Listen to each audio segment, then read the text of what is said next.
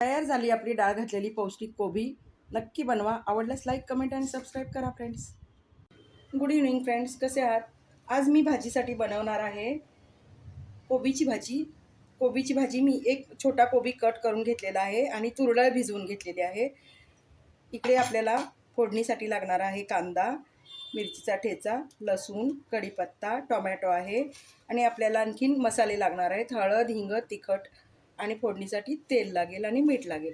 तर आता आपण कोबीची भाजी बनवायला सुरुवात करूया. आता मी इकडे फोडणी टाकते.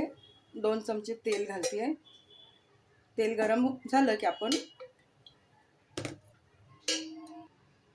आता घालूया मोहरी, जिरा, हिंग. आता घालूया कांदा. कांद्यासोबतच ठेचलेला लसूण घालते.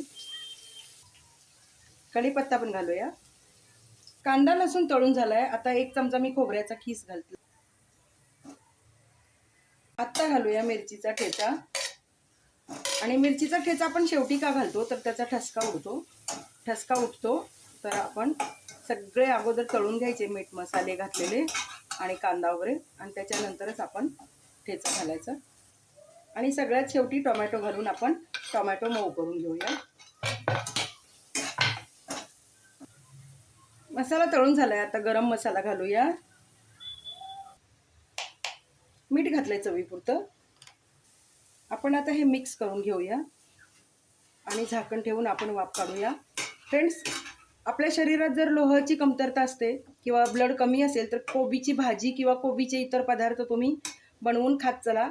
किंवा कच्चा कोबी तुम्ही मीठ लावून खाल्लात, मीठ आणि लिंबू पिळून खाल्लात ना, तरी चांगला असतो. आपल्या लोहाची शरीरातली कमतरता कमी होते आणि रक्तवाढीसाठी कोबी चांगला आहे. कोबीचे वेगवेगळे प्रकार बाजारातही मिळतात, पण घरी बनवलं तर अतिशय पौष्टिक होतात. आपण भाजी शिजवून घेणार आहोत, तर भाजी शिजेल एवढं पाणी घालूया. एकदम सुकी करायची. मी 1 ग्लास पाणी घातलेलं आहे आणि आपण झाकण ठेवून वाफेवरती छान शिजवून घेऊया. भाजी एकदम चविष्ट होते. चपातीसोबत खा, भाकरीसोबत खा, कशासोबतही छान लागते. लहान मुलंही आवडीने खातात. नक्की बनवा.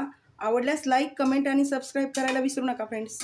तयार झाली आपली तुरडाळ घालून केलेली कोबीची चविष्ट भाजी. नक्की करून बघा. आवडल्यास लाईक, कमेंट आणि सबस्क्राईब करायला विसरू नका फ्रेंड्स.